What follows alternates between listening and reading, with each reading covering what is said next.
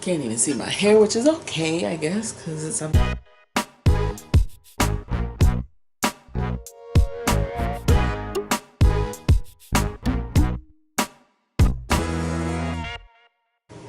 What's up? This is Shay. I'm back again with a Read With Me Friday. How are you today? Huh?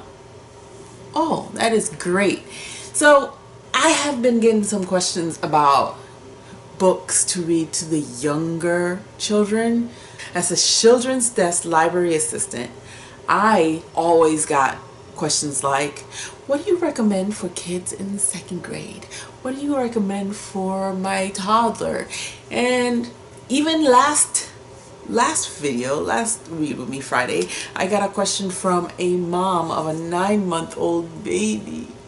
What can I read to her? I've been trying to figure out things because I'm not a reader and I don't know. Here's the thing. You gotta go for what it is that you like to read. What you think won't be boring for you. In other words, if you're not a reader, you call yourself not a reader, you've got to know what it is internally you like to portray to your kid. Like my ex-husband was not a reader. Or as I read to my kids, he learned to assimilate what it is that I was doing, what he liked about my reading, and put it into action with reading to the kids himself as well. For example, using different voices, you know, and it's just gotta be a story that you're interested in. If you're interested in that story, your kid is interested in a story, because you gotta remember, babies and toddlers are just there for the pretty pictures. They have no idea what it is that you're trying to do except you're reading. They don't know what those words are saying. They don't care. They just want to see you read it with your smile on your face, with the prettiest pictures on the page. That is all they're there for. And as long as you enjoy it, they will enjoy it. Good emotions evoke positive outcomes. Here are 5 books I love to read to my babies. The first one is Green Eggs and Ham. There's no one better than Dr. Seuss to write a book not only for the children in mind. Okay, you're saying, well, it's straight up children's book and there's all kinds of nonsense on that page.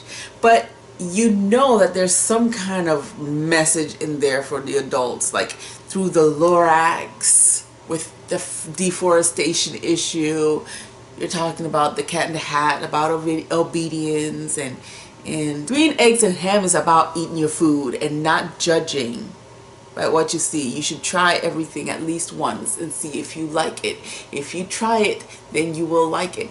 And Green Eggs and Ham is my favorite thing to read. I read that book for 6 months straight to my oldest kid, and as we read it, the more we read it, the more involved it became. He would ask me to do it in different accents. I have developed a mean Indian accent, if you don't mind me saying. I would do different accents, different, you know, personalities reading this book, and he thoroughly enjoyed it. I read it to him between the ages of 1 and 3. It was amazing, and it's still one of my very favorite books to read. I think I might have to read Green Eggs and Ham to you. You can bring your kids to the camera, to the YouTube, and listen to me read Green Eggs and Ham. It's still my very favorite book to read. And yeah, I think I will do that one day. See, y'all are giving me video ideas already. That's good. Okay, this next one, again with the Dr. Seuss, 1 fish, 2 fish, red fish, blue fish. Okay, and this themed is opposites and right, left, high, low, hairy, not hairy. The thing about this book, it's all about contrast, and differences, and accepting the differences in all creatures. And that was that. He was tackling racism from the beginning. Dr. Seuss, I really do enjoy him, and he also makes it so that it's not boring for adults to read, because it's like he gives you a challenge of, I don't know, I can say a challenge verbally. Especially this one. This book has a lot of tongue twisting in it, and that's really cool. It's really cool. I mean, if you read it fast enough, it's tongue twistery.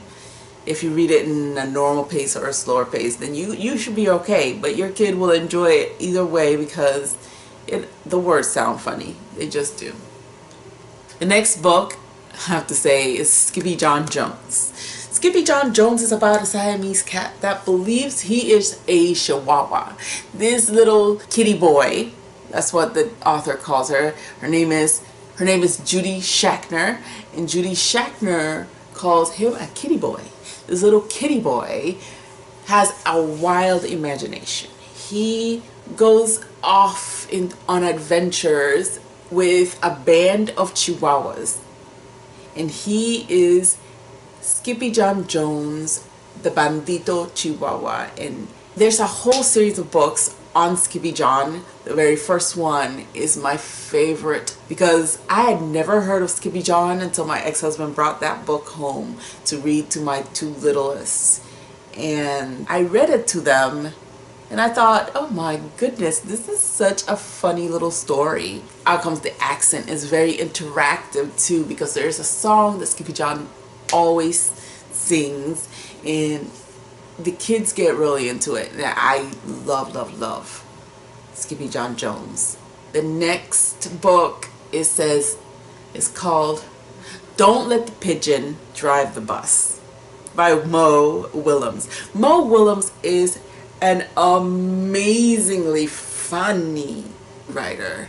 He does some great children's books. He does Pig and Elephant. He does The Nuffle Bunny. And we're talking about the pigeon. The pigeon series is my favorite because that pigeon is out of his mind. This pigeon wants to get on this bus so bad so he can drive it so they can get to where they're going faster. But you're not supposed to let him drive the bus. So this book takes the reader and puts them in the story because they are the ones that are not supposed to let the pigeon drive the bus. The bus driver comes up to you, hey reader, listen reader, don't let the pigeon drive this bus. I will be right back. Don't let him ride the bus. And then you've got to make sure you tell that pigeon no. So the kids really get into and interactive with this pigeon. Every single pigeon book is interactive just the same. There's Don't Let the Pigeon Drive the Bus, Don't Let the Pigeon Have the Cookie, Pigeon Takes a Bath. The bath one is hilarious. I totally love that one.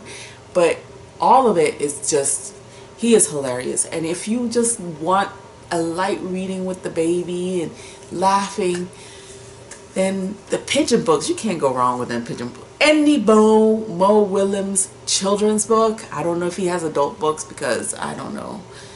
But Mo Willems, that's a win. Whatever you pick it up, it says Mo Willems, you know you got a winner. It's funny. It's a funny book. And then the last book I am going to recommend right now for the baby readers is I Want My Hat Back.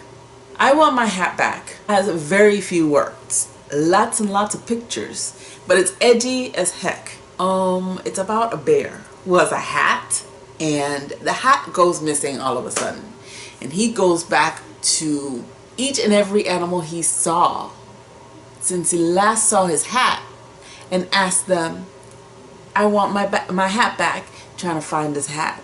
And then he finds his hat, and then he does something. You've got to read that. It's super edgy for a baby book. John Klassen, who wrote and illustrated this book. It's just a little quirky story. It's funny and edgy at the same time, and God love John Klassen. But that's it. That is all for this books. I am actually gonna leave the links to find these books at your Amazon dealer right down here in the description.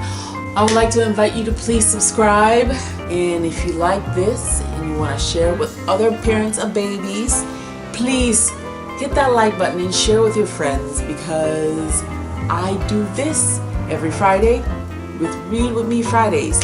Also, if you would like to support, I have got a Patreon page, and I've got books that I have written for sale, and the links are down below as well.